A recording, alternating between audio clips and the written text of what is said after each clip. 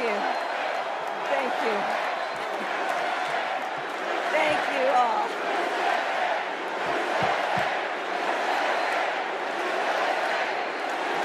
Thank you all. Okay, we got to get to some business. We got to get to some business. Okay, thank you all. Okay. Thank you, thank you, thank you, thank you, thank you. Thank you, thank you, please, thank you, please, thank you so very much. Thank you, everyone. Thank you, everyone. Thank you. Okay, let's get to business. Let's get to business. All right. So let me start by thanking my most incredible husband, Doug, for being an incredible partner to me, an incredible father to Cole and Ella, and happy anniversary, Dougie. I love you so very much. To our President, Joe Biden. When I think about the path that we have traveled together, Joe, I am filled with gratitude. Your record is extraordinary, as history will show, and your character is inspiring. And Doug and I love you and Jill and are forever thankful to you both.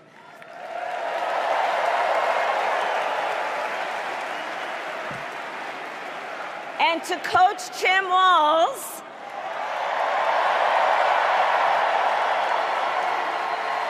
you are going to be an incredible vice president. And to the delegates and everyone who has put your faith in our campaign, your support is humbling. So, America, the path that led me here in recent weeks was no doubt unexpected. But I'm no stranger to unlikely journeys. So, my mother, our mother, Kamala Harris, had one of her own. And I miss her every day, and especially right now. And I know she's looking down smiling. I know that. So my mother was 19 when she crossed the world alone, traveling from India to California with an unshakable dream to be the scientist who would cure breast cancer. When she finished school, she was supposed to return home to a traditional arranged marriage. But as fate would have it, she met my father, Donald Harris, a student from Jamaica.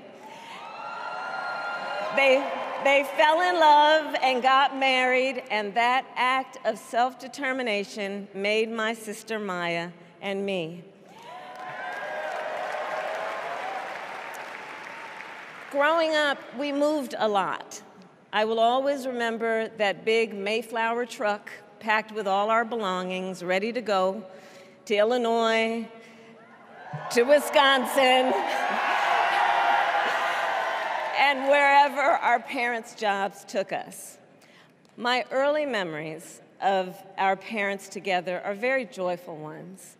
A home filled with laughter and music, Aretha, Coltrane, and Miles. At the park, my mother would say, "Stay close." But my father would say, as he smiled, "Run, Kamala, run. Don't be afraid. Don't let anything stop you."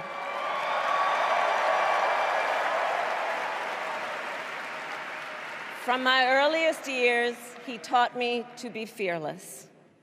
But the harmony between my parents did not last. When I was in elementary school, they split up, and it was mostly my mother who raised us. Before she could finally afford to buy a home, she rented a small apartment in the East Bay. In the Bay,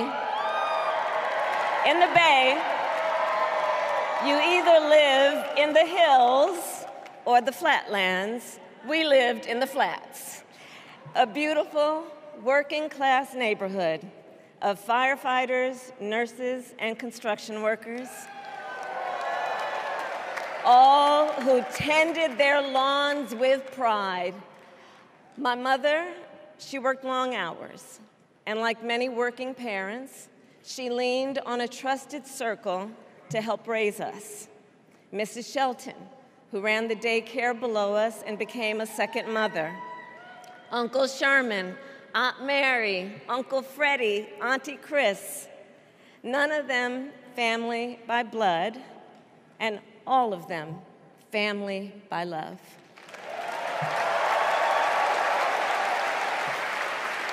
Family who taught us how to make gumbo, how to play chess, and sometimes even let us win. Family who loved us, believed in us, and told us we could be anything and do anything. They instilled in us the values they personified: community, faith, and the importance of treating others as you would want to be treated, with kindness, respect, and compassion. My mother was a brilliant, 5-foot-tall, brown woman with an accent.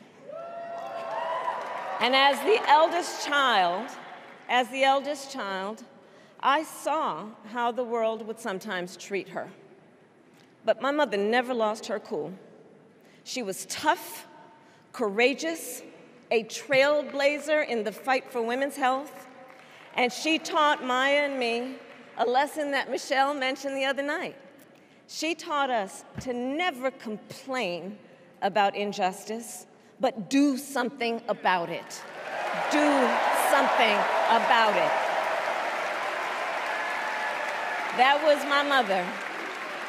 And she taught us, and she also taught us, and never do anything half-assed. And that is a direct quote.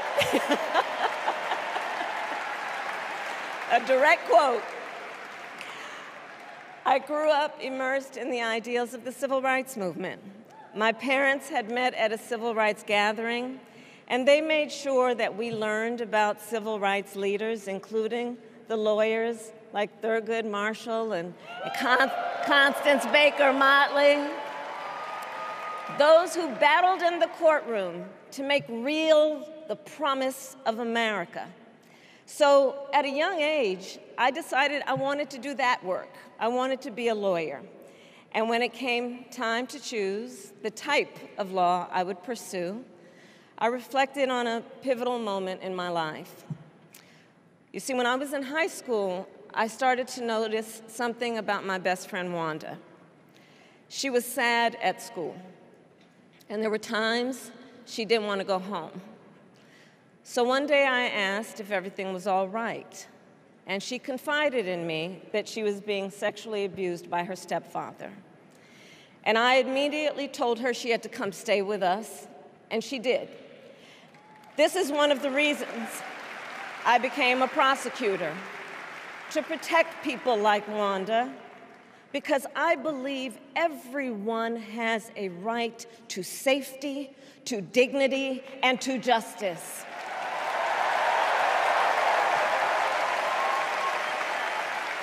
As a prosecutor, when I had a case, I charged it not in the name of the victim, but in the name of the people. For a simple reason. In our system of justice, a harm against any one of us is a harm against all of us.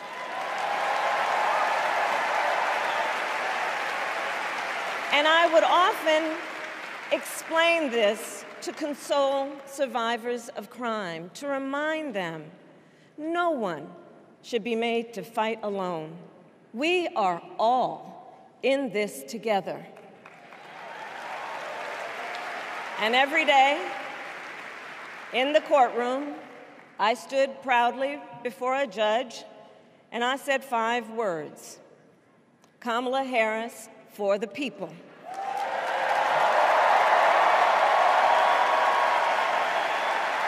And to be clear, And to be clear, my entire career, I've only had one client, the people. And so, on behalf of the people, on behalf of every American, regardless of party, race, gender, or the language your grandmother speaks, on behalf of my mother and everyone who has ever set out on their own unlikely journey, on behalf of Americans like the people I grew up with, people who work hard, chase their dreams, and look out for one another, on behalf of everyone whose story could only be written in the greatest nation on earth, I accept your nomination to be President of the United States of America.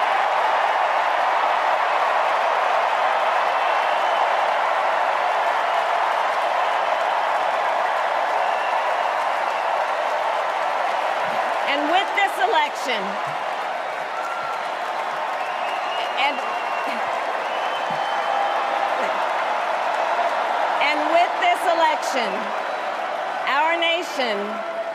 our nation with this election has a precious, fleeting opportunity to move past the bitterness, cynicism, and divisive battles of the past, a chance to chart a new way forward.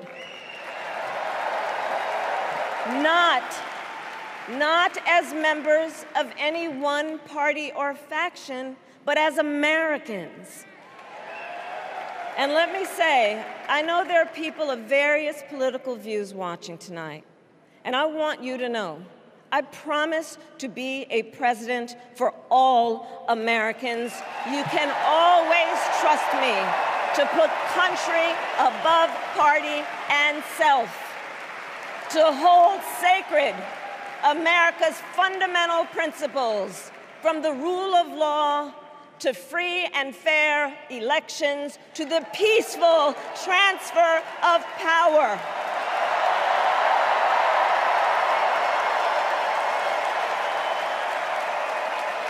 I will be a president who unites us around our highest aspirations, a president who leads and listens, who is realistic, practical, and has common sense, and always fights for the American people. From the courthouse to the White House, that has been my life's work. As a young courtroom prosecutor in Oakland, California, I stood up for women and children against predators who abuse them. As Attorney General of California, I took on the big banks, delivered $20 billion for middle-class families who faced foreclosure, and helped pass a homeowner Bill of Rights, one of the first of its kind in the nation. I stood up for veterans and students being scammed by big for-profit colleges, for workers who are being cheated out of their wages, the wages they were due, for seniors facing elder abuse.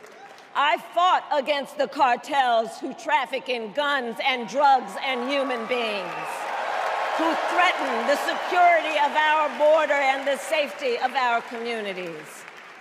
And I will tell you, these fights were not easy, and neither were the elections that put me in those offices. We were underestimated at practically every turn, but we never gave up, because the future is always worth fighting for. And that's the fight we are in right now a fight for America's future.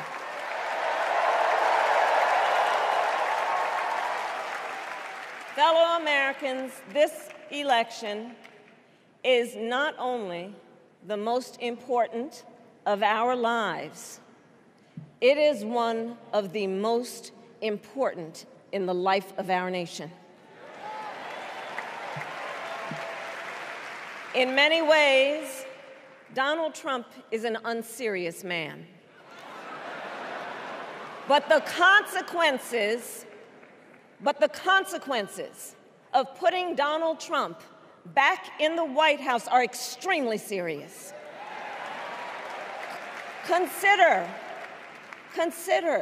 not only the chaos and calamity when he was in office, but also the gravity of what has happened since he lost the last election. Donald Trump tried to throw away your votes. When he failed, he sent an armed mob to the United States Capitol, where they assaulted law enforcement officers. When politicians in his own party begged him to call off the mob and send help, he did the opposite. He fanned the flames. And now, for an entirely different set of crimes, he was found guilty of fraud by a jury of everyday Americans and separately found liable for committing sexual abuse. And consider what he intends to do if we give him power again. Consider his explicit intent to set free violent extremists who assaulted those law enforcement officers at the Capitol. His explicit intent to jail journalists, political opponents, and anyone he sees as the enemy. His explicit intent to deploy our active duty military against our own citizens. Consider the power he will have, especially after the United States Supreme Court just ruled that he would be immune from criminal prosecution. Just imagine Donald Trump with no guardrails, and how he would use the immense powers of the presidency of the United States, not to improve your life, not to strengthen our national security, but to serve the only client he has ever had, himself.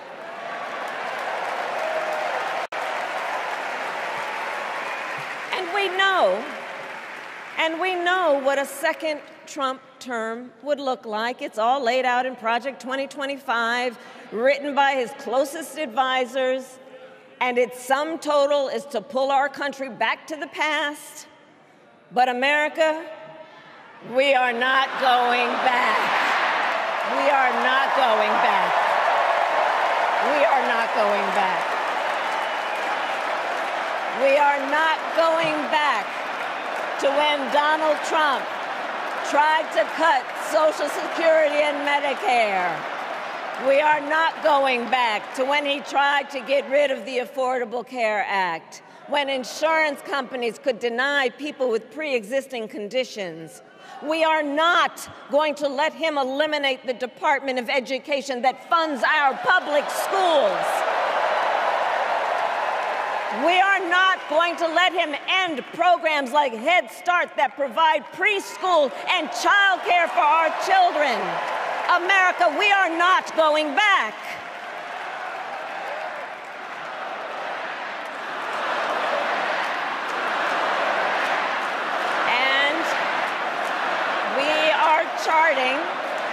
And we are charting a new way forward. To a future with a strong and growing middle class, because we know a strong middle class has always been critical to America's success. And building that middle class will be a defining goal of my presidency.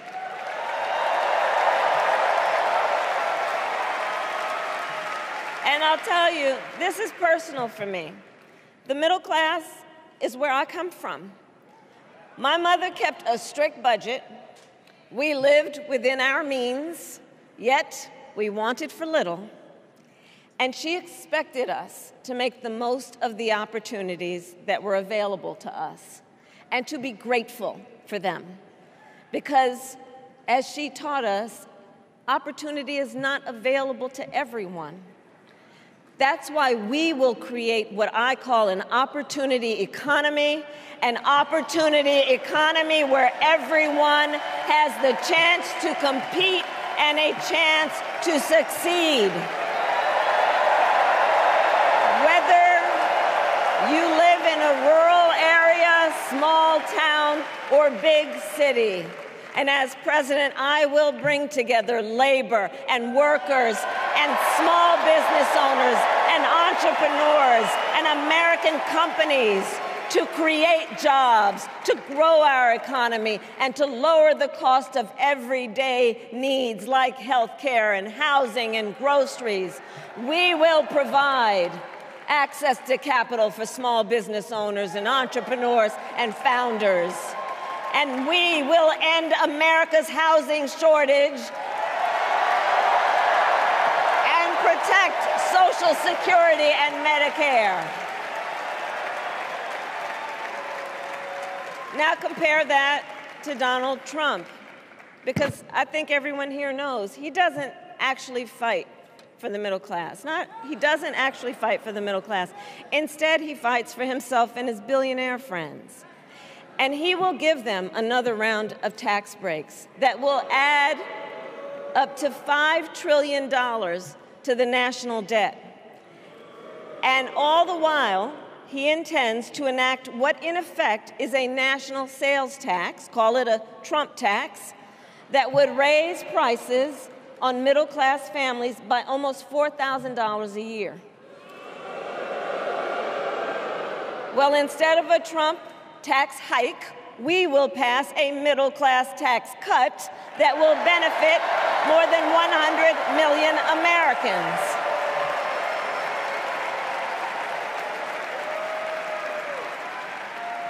Friends, I believe America cannot truly be prosperous unless Americans are fully able to make their own decisions about their own lives, especially on matters of heart and home. But tonight, in America, too many women are not able to make those decisions. And let's be clear about how we got here. Donald Trump handpicked members of the United States Supreme Court to take away reproductive freedom. And now he brags about it. In his words, quote, "I did it and I'm proud to have done it," end quote. Well, I'll tell you, over the past 2 years, I've traveled across our country, and women have told me their stories. Husbands and fathers have shared theirs.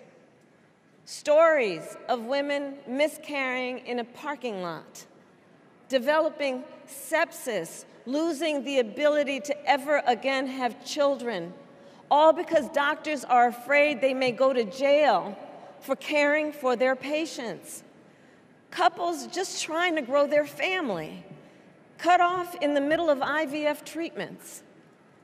Children who have survived sexual assault, potentially being forced to carry a pregnancy to term.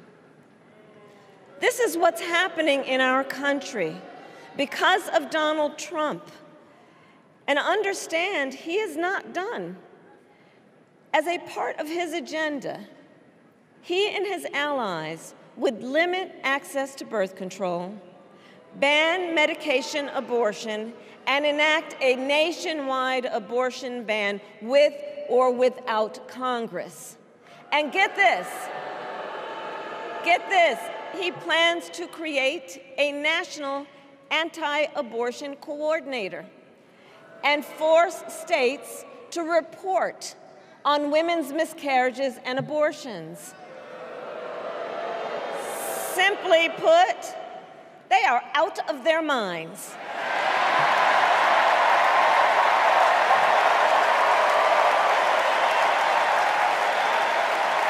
And one must ask, why exactly is it that they don't trust women? Well, we trust women. We trust women. And when Congress passes a bill to restore reproductive freedom, as President of the United States, I will proudly sign it into law.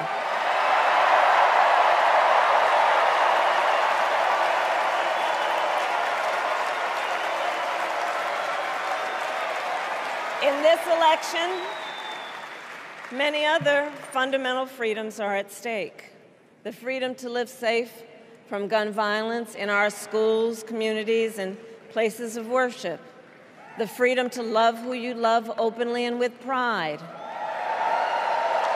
The freedom to breathe clean air and drink clean water and live free from the pollution that fuels the climate crisis. And the freedom that unlocks all the others, the freedom to vote. With this election, we finally have the opportunity to pass the John Lewis Voting Rights Act and the Freedom to Vote Act.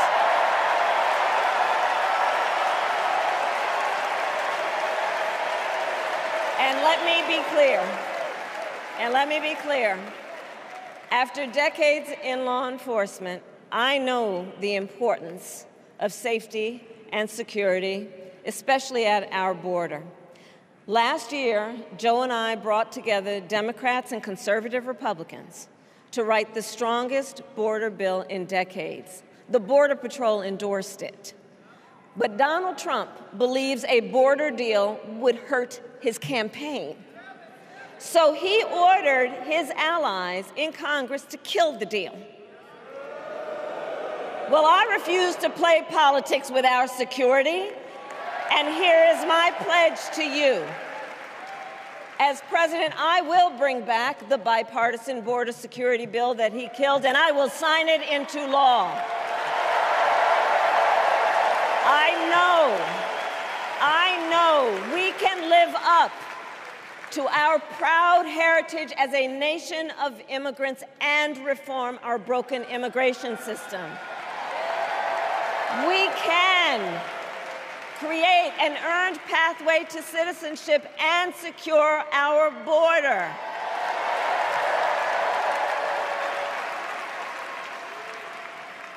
And America, we must also be steadfast in advancing our security and values abroad. As Vice President, I have confronted threats to our security, negotiated with foreign leaders, strengthened our alliances, and engaged with our brave troops overseas. As Commander-in-Chief, I will ensure America always has the strongest, most lethal fighting force in the world, and I will fulfill our sacred obligation to care for our troops and their families, and I will always honor and never disparage their service and their sacrifice.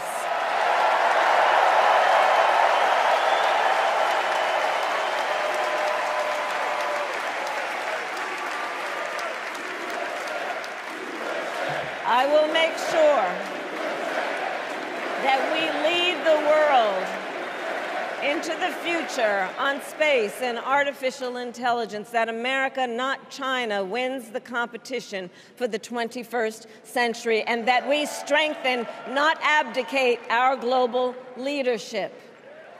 Trump, on the other hand, threatened to abandon NATO. He encouraged Putin to invade our allies, said Russia could, quote, do whatever the hell they want. 5 days before Russia attacked Ukraine, I met with President Zelensky to warn him about Russia's plan to invade. I helped mobilize a global response, over 50 countries, to defend against Putin's aggression. And as president, I will stand strong with Ukraine and our NATO allies.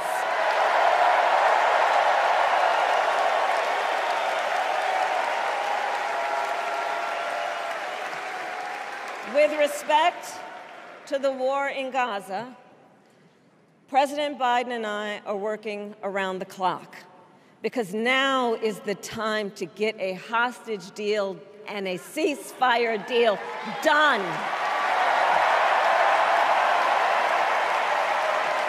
And let me be clear, I will always stand up for Israel's right to defend itself, and I will always ensure Israel has the ability to defend itself, because the people of Israel must never again face the horror that a terrorist organization called Hamas caused on October 7, including unspeakable sexual violence and the massacre of young people at a music festival. At the same time, what has happened in Gaza over the past 10 months is devastating.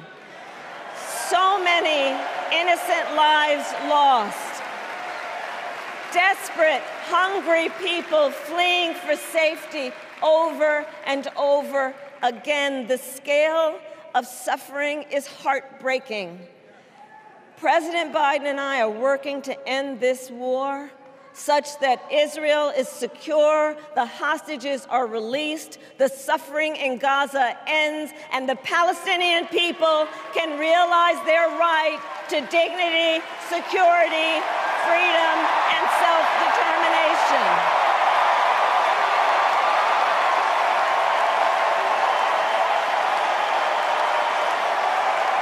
And know this, I will never hesitate to take whatever action is necessary to defend our forces and our interests against Iran and Iran-backed terrorists. I will not cozy up to tyrants and dictators like Kim Jong-un, who are rooting for Trump,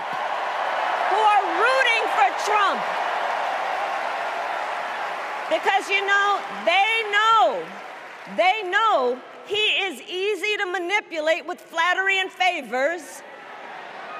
They know Trump won't hold autocrats accountable because he wants to be an autocrat himself.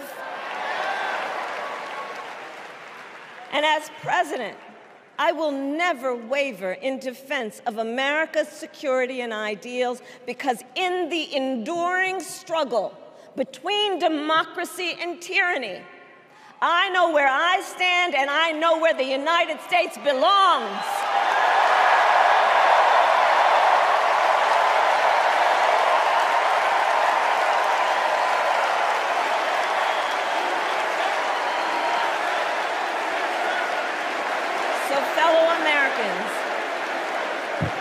Fellow Americans, I love our country with all my heart. Everywhere I go, in everyone I meet, I see a nation that is ready to move forward, ready for the next step in the incredible journey that is America. I see an America where we hold fast to the fearless belief that built our nation and inspired the world, that here, in this country, anything is possible, that nothing is out of reach.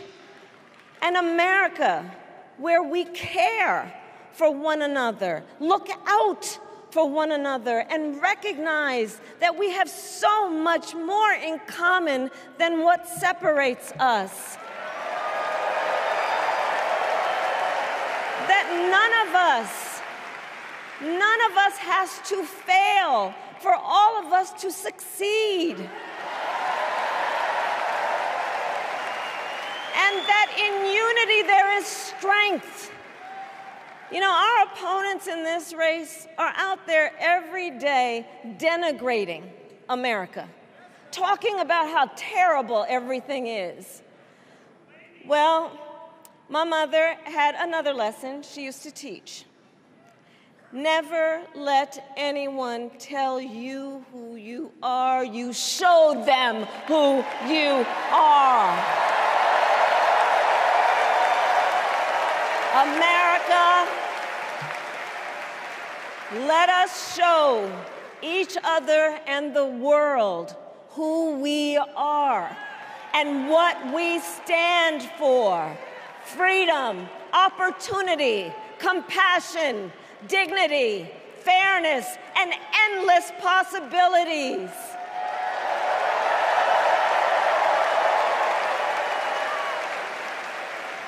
We are the heirs to the greatest democracy in the history of the world. And on behalf of our children and our grandchildren and all those who sacrificed so dearly for our freedom and liberty, we must be worthy of this moment. It is now our turn to do what generations before us have done, guided by optimism and faith, to fight for this country we love, to fight for the ideals we cherish, and to uphold the awesome responsibility that comes with the greatest privilege on earth, the privilege and pride of being an American.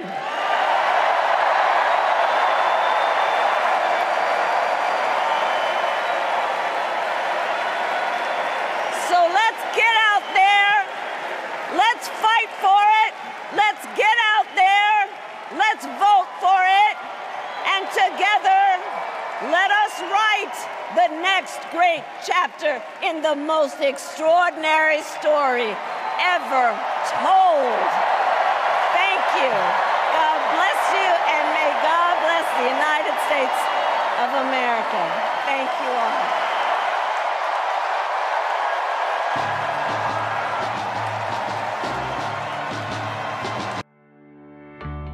Poder Monitor. Acesse agora e ganhe 30 dias grátis.